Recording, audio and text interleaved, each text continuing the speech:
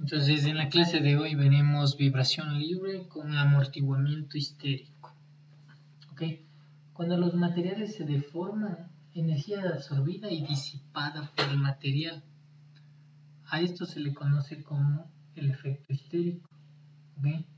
Y se produce por la fricción entre planos internos. De tal manera que si yo grafico...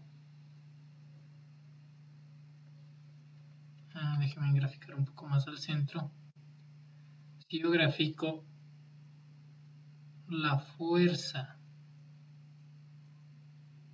P versus el desplazamiento de un determinado material, ustedes saben que en una primera instancia la respuesta va a ser elástica. Pero si sobrepaso el límite elástico voy a tener una deformación plástica permanente en el material. ¿Ok? Así yo descargo, voy a tener una deformación plástica permanente. Entonces, el recorrido que realizó este material al yo cargarle y descargarle puede ser este. Y lo mismo en el rango negativo. Si yo aquí también grafico en rango negativo tanto P como X, el comportamiento del material va a ser algo así. Y lo mismo si lo descargo y lo vuelvo a cargar. Este va a ser más o menos el comportamiento de un determinado material ante las cargas que yo les estaba describiendo. A este se le denomina el lazo histérico. Todo lo que está aquí en el interior, déjenme cambiar de color. Todo lo que está aquí en el interior vendría a representar la energía que es absorbida por este material. ¿Sí? Un delta U podemos llamarlo. Entonces este delta U no es más que la pérdida de energía. Llamémosle el delta U.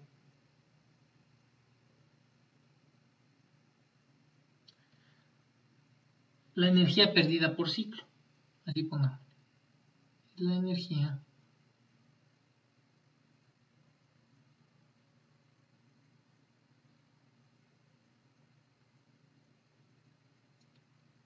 perdida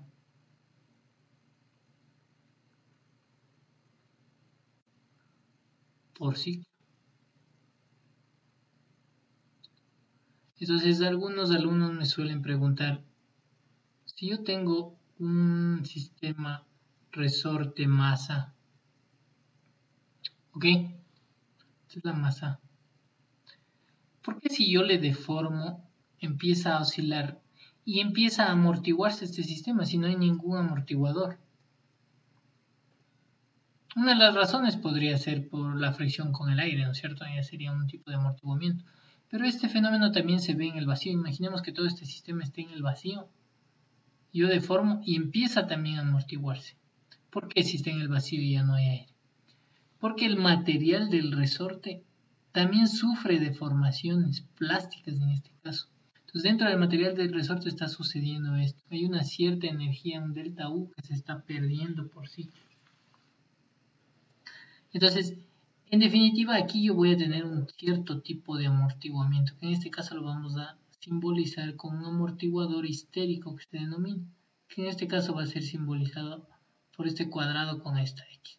Este es el amortiguador histérico. Entonces tengo un resorte ideal y un amortiguador histérico, que normalmente es pequeño. ¿Okay? Si yo quisiera determinar este delta U vendría a ser igual a la integral de P, de esta fuerza P, por el diferencial de X. ¿Okay? O solamente podríamos decir el área de esta curva PX. ¿No? Vamos a conversar algo con respecto a esta pérdida de energía. Experimentalmente, entonces esto es necesario escribirlo. Experimentalmente,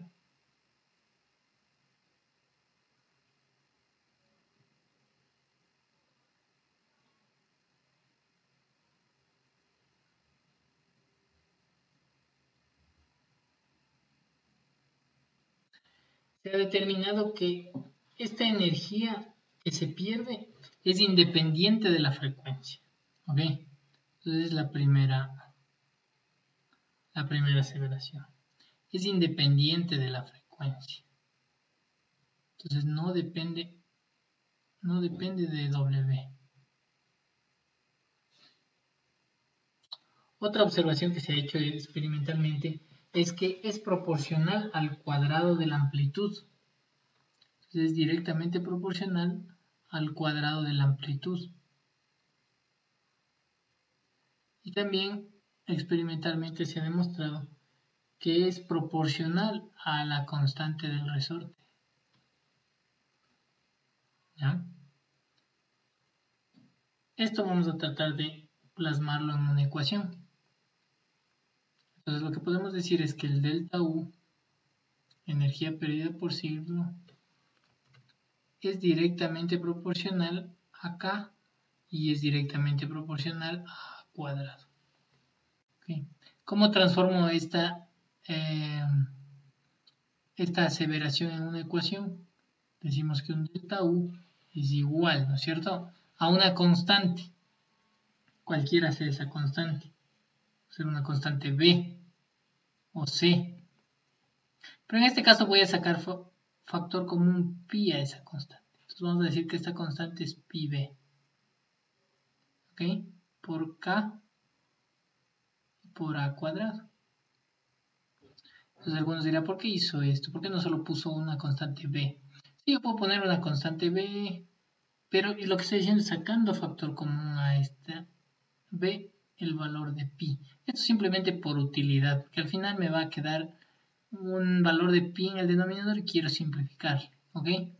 Simplemente, si alguien se confunde, asocien estas dos letras, pi por b, con otra constante c. Entonces, ahí he transformado en una ecuación, en este caso, para la pérdida de energía por ciclo. Recordemos, si tenemos un resorte, va a haber una pérdida de energía por ciclo como consecuencia de la energía que se absorbe al deformarse el material por la fricción entre los planos. ¿Sí? A esta constante B se le denomina constante de amortiguamiento sólido. ¿Sí? Es una constante adimensional. Es adimensional.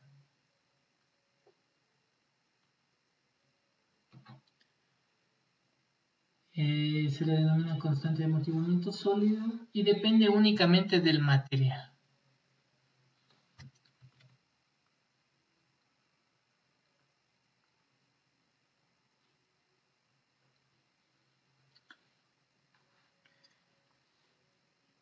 En estos problemas de amortiguamiento histérico, el delta U es pequeño. Normalmente el delta U es muy pequeño. Es decir, que tenemos una respuesta casi amortiguada. Casi armónica, perdón. ¿Okay? O sea, observen esto. Una respuesta armónica sería esta, ¿no es cierto? Yo que tengo la oscilación y se mantiene esta oscilación constante hasta el infinito. Esto es una respuesta armónica. Si tengo un problema de amortiguamiento histérico, el amortiguamiento es muy pequeño, ¿ok? Entonces sí va a amortiguarse en cada ciclo, pero no mucho, muy pequeñito, casi imperceptible. Se va a notar a la 20ª oscilación. Ya vamos a ver que esto se reduce de forma lineal. No como en el caso del amortiguamiento viscoso, que reducía de forma exponencial las amplitudes. ¿Sí? En este caso va a ser una reducción lineal y vamos a tratar de demostrar eso. Entonces, esta es una energía o una pérdida de energía por ciclo. ¿Sí? Como decimos que la pérdida de energía es muy pequeña, podemos asumir que en un cuarto de ciclo la pérdida, ¿cuál será? Pues un cuarto de esto. ¿Sí? Un cuarto de pi b k por a al cuadrado. Entonces, esta es la pérdida de energía en un cuarto de ciclo. ¿Por qué? Porque estamos asumiendo que el amortiguamiento es pequeño. Solo porque es pequeño puedo asumir que un cuarto de ciclo es un cuarto. Si no fuera pequeño no puedo hacer esa separación. ¿Sí? Entonces, esta ecuación es la que nos va a servir para deducir en este caso las ecuaciones que vamos a necesitar para esta clase. Vamos a limpiar un poco el pizarrón. Cambiar de color. Vamos a realizar una gráfica aquí. Grafiquemos la respuesta de nuestro sistema. Entonces tenemos un sistema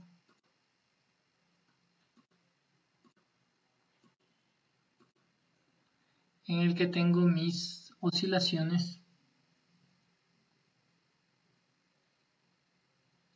y las mismas van a irse amortiguando, ¿ok? Recordemos que es muy pequeña el amortiguamiento, en este caso amortiguamiento histérico, pero existe. Y ya vamos a demostrar que este amortiguamiento o las amplitudes se reduce de forma lineal. Ya vamos a demostrar eso. Vamos a intentar hacer un balance de energías entre algunos puntos de mi curva. Por ejemplo, imaginemos que aquí estamos hablando del punto A. Y acá estamos hablando del punto C. En el medio podemos hablar del punto B. A esta amplitud la podemos llamar amplitud A1. Entonces, esta amplitud de acá, ¿cómo será? Como es en el siguiente ciclo, va a ser una amplitud A2. Y la del medio, vamos a llamarle amplitud A1.5. A1.5. Y vamos a intentar hacer un balance de energías. Entonces, ¿cuál es la energía potencial en el punto A? ¿Cómo calculamos la energía potencial en el punto A? Recordemos cómo se calcula la energía potencial de un resorte. ¿Sí? Ustedes recuerdan un resorte, almacena mucha energía potencial en los extremos, nada de energía potencial en el centro. ¿Sí? ¿Cuál sería la energía potencial almacenada en el extremo? ¿O cómo se calcula la energía potencial de un resorte? Si nosotros recordamos la gráfica de un resorte, aquí puedo yo graficar fuerza, acá desplazamiento. La gráfica podría ser algo así. La energía potencial sería el área bajo esta curva, toda esta área, ¿no es cierto? Entonces, energía potencial simplemente sería un medio de la base por la altura, que en este caso es P, un medio de la base por la altura, o base por altura sobre 2, es lo mismo. Sabemos que P es proporcional con X, entonces podemos también reemplazar a esta P por una constante de proporcionalidad que viene a ser la pendiente de esta curva por X. ¿Ok? O la constante de proporcionalidad del resorte. Entonces, la energía potencial se la determina como un medio de K por X al cuadrado. Es la primera vez que ustedes usan esta fórmula. Siempre la han estado usando en física, en dinámica, no sé, en estática, en otras materias. La energía potencial, un medio de K por X al cuadrado. Y así es como vamos a determinar la energía potencial, en este caso, en el extremo A. Vamos a hacerlo acá.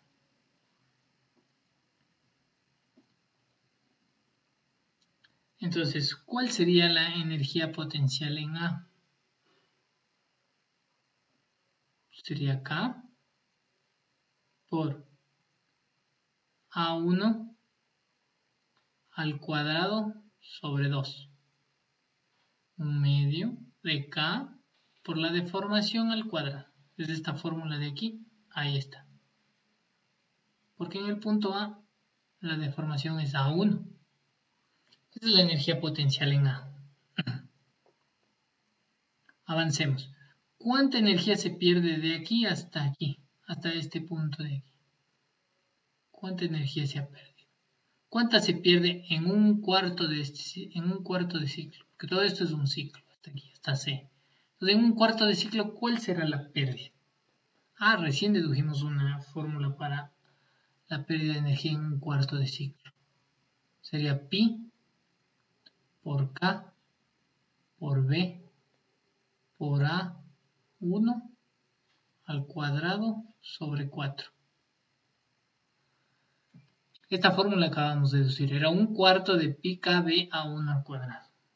Ahí tengo la energía aquí. Veamos qué pasa hasta B. ¿Cuánto pierde de energía desde aquí hasta B? Pierde otra vez la misma fórmula pi k b a 1.5 al cuadrado sobre 4. ¿Sí? Entonces ya tengo la energía en A menos la energía en el primer cuarto de ciclo menos la energía en el segundo cuarto de ciclo va a ser igual a ¿qué? A la energía que yo tenga en el punto B. ¿Cuál es la energía almacenada en el punto B? Bueno, pues la energía almacenada en el punto B es, usando la fórmula en rojo de acá, es K por A 1.5 al cuadrado sobre 2. Entonces esta fórmula es muy interesante y me sirve para hacer un balance de energías entre A y B. Entonces acá pongamos entre A y B. Energía en A menos lo que perdió en un cuarto menos lo que perdió en el otro cuarto es igual a la energía en B.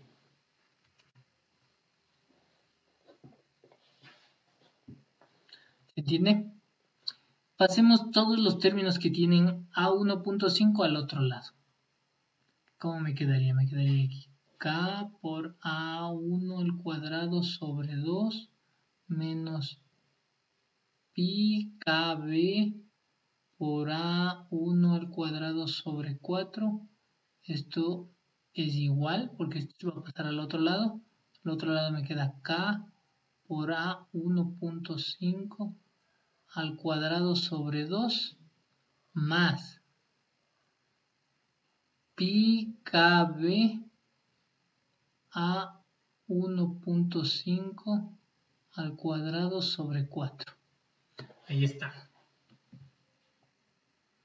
Muy bien. ¿Qué podemos sacar de factor común en este caso? Podemos sacar factor común K. ¿Qué más? A1 al cuadrado. Fíjense que tengo A1 al cuadrado en los dos términos. Sobre 4.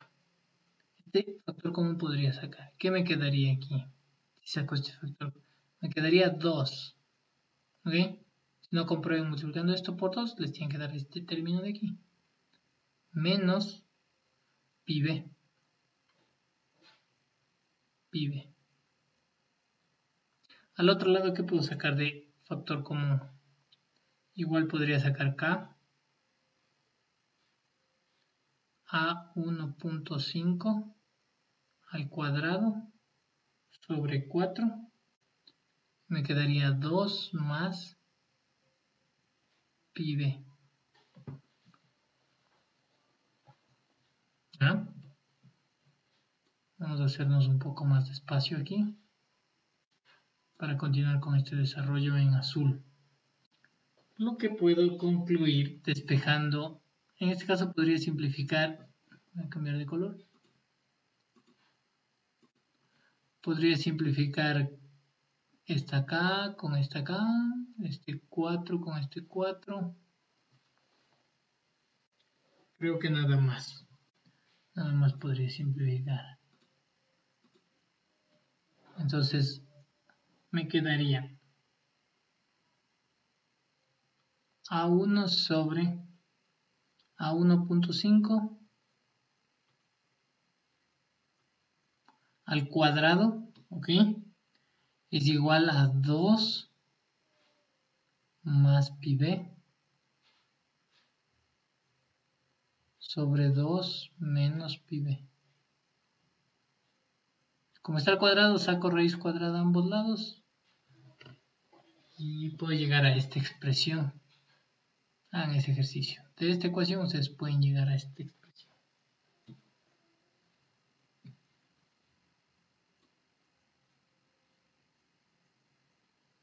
Entonces hemos encontrado esta relación entre A1 a A1.5. Voy a regresar un rato a la gráfica. Entre el punto A y el punto B. Si repito el análisis entre el punto B y el punto C, si repito ese mismo análisis entre el punto B y el punto C, puedo llegar a la siguiente ecuación. A 1.5 para A2 es igual a la misma relación. 2 más pi b sobre 2 menos pi b. Esto en cierta manera demostraría que el amortiguamiento es lineal, fíjese. En un medio ciclo se amortiguó esto, en el siguiente medio ciclo se amortiguó lo mismo. Entonces, en cierta manera demostraría eso. Ahora, ¿qué vamos a hacer con estas dos ecuaciones? Lo que vamos a hacer es multiplicar los términos a la derecha con los términos a la izquierda. Multiplicando los términos a la izquierda uno con otro, simplemente me quedaría A1 sobre A2 es igual. Multiplicando los términos de la derecha me queda 2 más pi b sobre 2 menos pi b. Esta ecuación es muy importante y va a ir a sus formularios. Es la relación entre dos amplitudes sucesivas. ¿Sí? Esta relación entre dos amplitudes sucesivas la podemos simplificar aún un poquito más. Si por ejemplo yo en el denominador, en el numerador hago lo siguiente. Puedo yo al numerador ponerle 2 menos pi b. ¿No es cierto? Si pongo un menos pi b, voy a ponerle un más pi b y otro más pi b.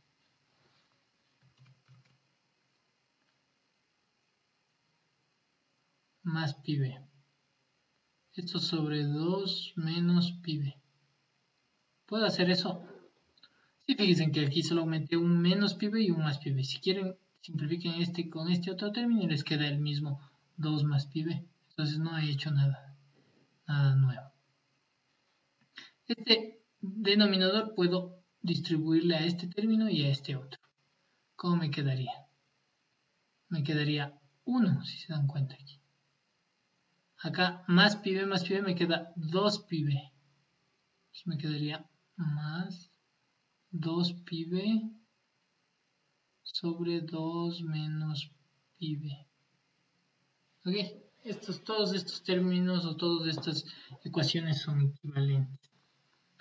¿Por qué hago eso? Simplemente porque quiero analizar y recordar que pi b es normalmente un valor muy pequeño. Habíamos dicho que el amortiguamiento es muy pequeño en el caso de amortiguamiento histérico. ¿Sí? Entonces este término de aquí tiende a ser pequeño, tiende a ser 0. Y yo podría eliminarle a este término. Este término de aquí tiende a 0. Algunos me dirán, el de acá arriba también tiende a 0. Sí, pero ya en el numerador 2 multiplicado por este valor muy pequeño me queda una cantidad muy pequeña. En cambio acá 2 menos un valor muy pequeño me tiende a 2 mismo. ¿Okay? Entonces a la final puedo concluir lo siguiente.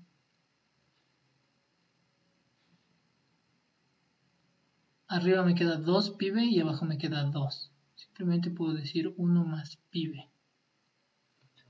Esta es una forma más compacta que se encuentra en los libros. De todas maneras, si se sienten incómodos con esta solución, pueden todavía referirse mejor al anterior, que es más preciso. Este es un poco aproximado. ¿Sí? Es un valor medio aproximado. Vamos a recordar algo más. ¿Qué pasa si yo saco logaritmo natural a ambos lados de la ecuación? Entonces, sacando el logaritmo natural, ¿qué me quedaría? Logaritmo natural de A1 sobre A2 es aproximadamente igual al logaritmo natural de 1 más pi b. ¿Esto qué es? ¿Qué es el logaritmo natural de dos amplitudes sucesivas? Es el decremento logarítmico. También es necesario recordar que el logaritmo natural de 1 más un número pequeño tiende al mismo número. ¿Sí? Esto es necesario recordar. Les voy a poner por acá. Y si no, ustedes hagan en su calculadora. El logaritmo natural de 1 más 0.000, ¿cuántos ceros hagamos? Unos 3 ceros, 4 ceros, 1. Adivinen a qué es igual esto. En su calculadora es igual a 0.0000401. ¿Sí? Por eso podemos, recordando ese límite, o recordando ese límite, podemos aproximar esto simplemente a aproximadamente igual a pi b. ¿Por qué? Porque pi b es muy pequeño. Entonces, de esta manera podemos determinar experimentalmente b, el valor de b. Porque nosotros podemos determinar experimentalmente el decremento logarítmico, ¿sí o no? ¿Sí? Medimos dos amplitudes sucesivas, saco el logaritmo y ya tengo este lado. Hay veces que es difícil medir dos amplitudes sucesivas.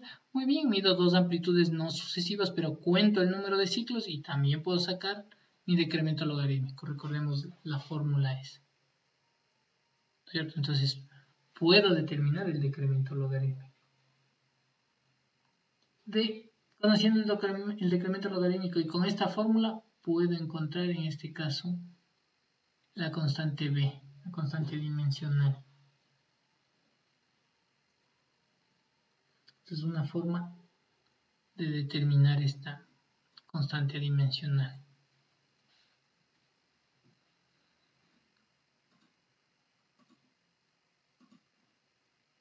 Vamos a recordar algo más. Recordemos de nuestros apuntes anteriores que W no es más que la raíz de K sobre M. ¿Ya? También podemos recordar de cuando dedujimos el decremento logarítmico, que el decremento logarítmico era aproximadamente igual a ¿qué? A 2pi por mi valor de psi. ¿Okay? Que era la relación de amortiguamiento. Esta fórmula traten de revisarla en sus apuntes. El decremento logarítmico era 2pi por psi. En este caso, nosotros vamos a asumir que existe una relación de amortiguamiento de este valor de psi equivalente, ¿ok? Entonces vamos a poner ese valor de E.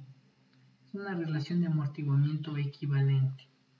Y sabemos que esto es aproximadamente igual a pi b, por la fórmula de acá arriba. Es una constante de amortiguamiento. Nosotros podemos definir esta constante de amortiguamiento o esta constante de amortiguamiento equivalente, ya me parece. Es una constante de amortiguamiento que se forma al multiplicar psi equivalente por la constante de amortiguamiento crítica, ¿cierto? Porque alguien va a decir, pero aquí no hay ningún amortiguador, esta era la constante de amortiguador viscoso, aquí no hay ningún amortiguador viscoso, hay un amortiguador histérico. Así es, nosotros vamos como por un momento a imaginarnos que estamos definiendo una relación de amortiguamiento que es la relación entre una constante C a la constante crítica. Pero como no existe ningún amortiguador viscoso, vamos a ponerle la letra E. O sea, un ratito quisiera yo asumir que existe un amortiguador viscoso equivalente para explicarme mejor. Este es mi problema.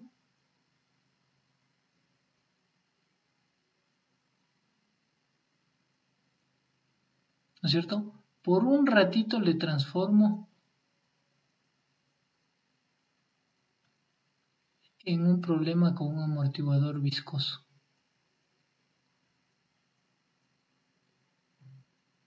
Este amortiguador, ¿cómo se representa? Con una constante C equivalente. Por un ratito este problema que no sé, le represento por este que sí sé. ¿Cómo calculo? Multiplicando la constante de amortiguamiento crítico o constante de amortiguamiento crítico por CIE.